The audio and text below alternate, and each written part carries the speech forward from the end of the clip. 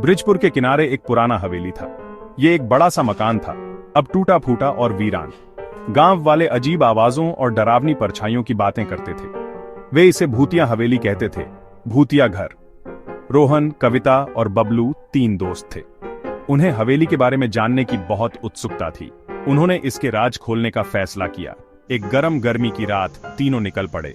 पूरा चांद रास्ते पर एक भयानक चमक डाल रहा था। उनके दिल डर और उत्साह से धड़क रहे थे। वे हवेली के जंग लगे फाटकों पर पहुंचे। फाटक ऐसे खुल गए जैसे उनका स्वागत कर रहे हों। उनकी रीढ़ में एक सिहरन दौड़ गई। वे अंदर चले गए, किसी भी चीज के लिए तैयार। अंदर की हवा भारी और ठंडी थी। हर कोने से मकड़ी के जाले लटके हुए थे। केवल चमगादड़ों के फड़फड़ाने की आवाज आ रही थी। उन्होंने अंधेरे कमरों को देखा। उनकी टॉर्च अंधेरे में रोशनी कर रही थी। अचानक एक खून जमा देने वाली चीख हवेली में गूंज उठी। दोस्त जम गए। उनका खून बर्फ में बदल गया। वे आवाज का पीछा करते हुए एक धूल भरे पुराने कमरे में गए। वहां फर्श पर खुली हुई एक डायरी पड़ी थी। वे एक साथ बैठ गए। उनके हाथ कांप रहे थे और पढ़ना शुरू कर दिया। डायरी नैना नाम की एक महिला की थी।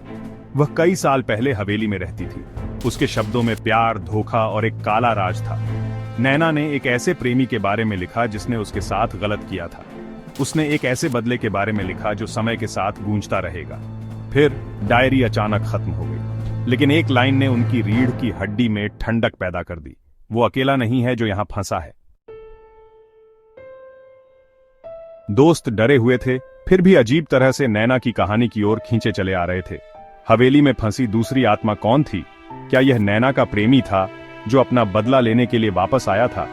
उन्होंने इसका पता लगाने का फैसला किया। उन्होंने हवेली में सुराग ढूंढे।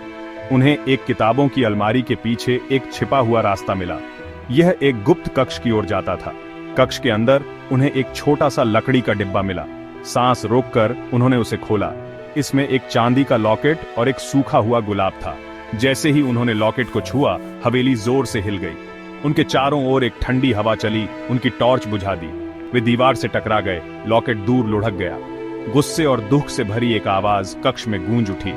इसने एक श्राप के बारे में बताया, एक ऐसा धोखा जिसकी वे कल्पना भी नहीं कर सकते थे।